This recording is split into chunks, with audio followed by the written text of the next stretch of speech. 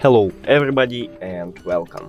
In this video I will show you how to fix Bluetooth pairing issues for your speaker Hama Cube 2.0.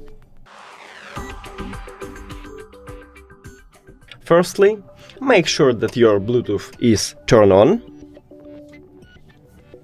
Now click on your speaker. Now, if it didn't help you, press and hold power button for at least 3 seconds to turn off your speaker, and press and hold power button again to turn on it. Now it should connecting. Now, if it also didn't help you, we should remove and add our speaker. So, click the information icon or settings icon if you have Android, then forget this device, forget device.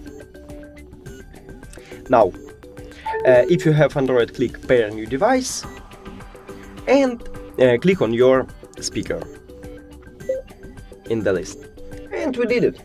Thank you for watching this video. If you found it helpful, please consider subscribing to the channel and leave the like on the video. It's really important to us. See you later!